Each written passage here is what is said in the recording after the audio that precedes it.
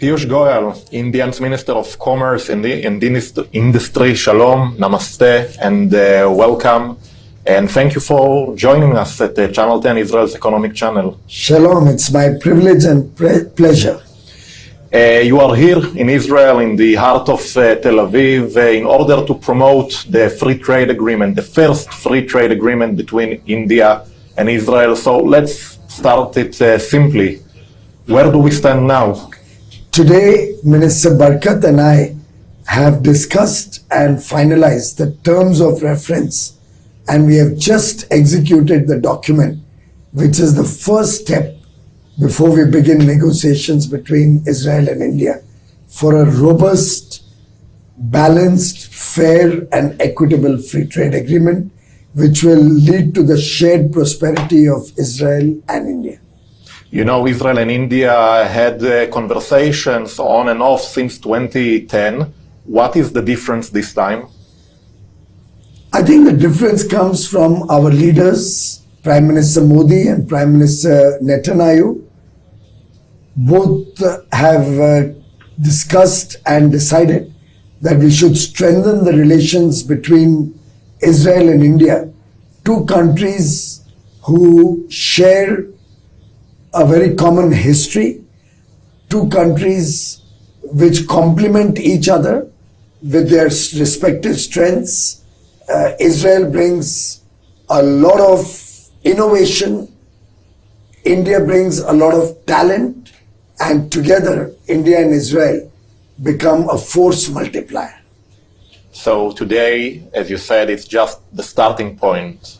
There is a long way towards FTA. Well, there's certainly a long way, but with Minister Barkat and the close friendship that we both share and the discussions we've had so far, a lot of the possible areas of cooperation and collaboration have been finalized. We have both agreed that we will not waste our time on areas which are sensitive to each other and which need not be a part of the FTA, but focus on areas where we strengthen each other. So we can do it quite fast. It need not be a trot. It can be a run. Mm-hmm. We need not go slowly. We can do a fast-paced negotiations. Are there any specific sectors of the Israeli economy that you find particularly interesting? Well, I'm most impressed and amazed at the wonderful work Israel has done in research and development, in innovation, in the wonderful work they've done on agri-tech, water technologies, cyber security, artificial intelligence, and therefore I find huge potential to leverage the innovation of Israel, given that India as a large country has a lot of talent, a lot of skill, which will be required to implement all of these technologies at scale, large scale. And as you said, free trade agreement is basically about mutual benefit. What Israel can find in India? Well, Israel will find in India the largest economic growth opportunity. We are a $4 trillion economy today. The world's top 5 economies, we are one of them. By 2027, 2 years from now, India expects to become the world's 3rd largest economy. And by 2047, when we celebrate 100 years of independence, India will grow from today's $4 trillion to a $35 trillion economy. This is the delta of opportunity that India offers. This growth from 4 trillion to 35 trillion. I think it's a huge opportunity. 1.4 billion aspirational young Indians who are powering the India growth story, the fastest growing large economy in the world today. I think it's a great opportunity for Israeli innovation to work at large scale, enjoy the benefits of a large market, and enjoy the fruits of being economical at scale. Just to give our viewers some context, 2 years ago, the trade between Israel and India peaked at over $10.7 billion. Do you think this is just the beginning, that the potential is much, much higher? Sure, a free trade agreement always provides certainty, stability, and predictability to business persons. They sense the confidence between the two countries and sense the comfort of a free trade agreement which supports free trade, which supports investment, and which protects the economic relations between the two countries. Minister Barkat and I both believe that this potential can grow in a multiplier way many times in the coming 5 to 10 years, and then continue to grow as we celebrate 100 years in 47 and you celebrate 100 years in 48. We are two countries with a long history behind us. We are two countries which have fought for our independence and achieved it after a lot of struggle. We are two countries who trust each other, our businesses, our people like each other, and I'm sure the potential between us is unlimited. Unlimited. Well, you know, Israel is just a small part, after all, of India's bigger trade picture. And I think many of our viewers are actually curious also about the trade relations between India and the US, obviously. Where do things currently stand between India and the US on trade?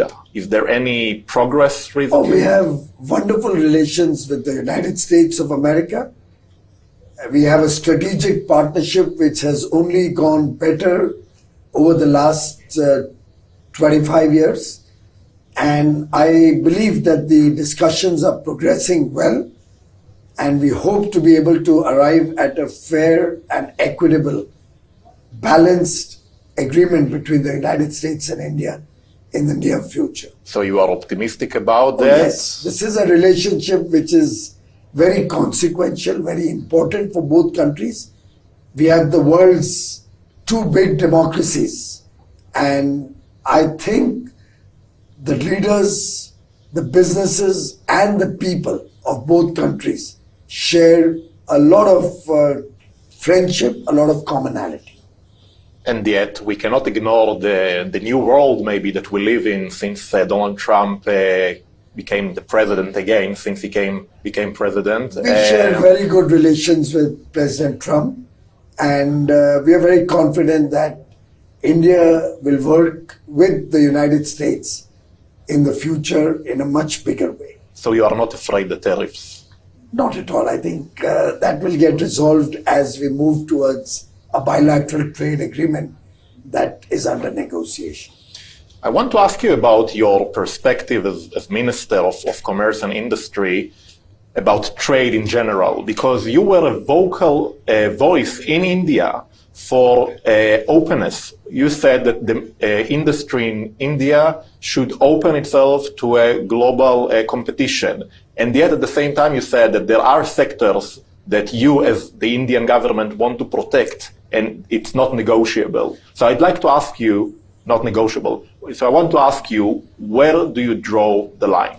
Well, in terms of competition, where trade is fair and equitable, where there are transparent economic systems or democracies with the rule of law, I believe India can compete with anybody on any product, particularly on the non-agricultural side, the industrial side. Our greatest concern comes when the corresponding other country does not have transparent economic systems, and we are often subject to goods being imported in India or exported to India in large volumes at very low prices, to which we cannot understand how such low prices can be offered. So those are the areas, or those are the countries with whom we are concerned as far as industrial goods go, where we don't see transparent or fair trading practices. In terms of agriculture, dairy, marine products, these are the areas where a large Indian population is dependent on their income, and their lives are dependent on the income from farming, from fishing, and those are the areas where we have some concerns which we have to protect. Fortunately for us with Israel, there is no competition on these areas, so we don't see any difficulty in finalizing a free trade agreement. So your bottom line is that overall India is heading towards more openness. Undoubtedly. We believe that competition is good for our industry. It improves competitiveness, it improves efficiency, and helps the consumers get a good product, high quality product at competitive prices. Piyush Goyal, India's Minister of Commerce and Industry, thank you very much for this conversation. Thank you, sir. Thank you very much, Nikolai. Wonderful to talk to you. Thank you, sir.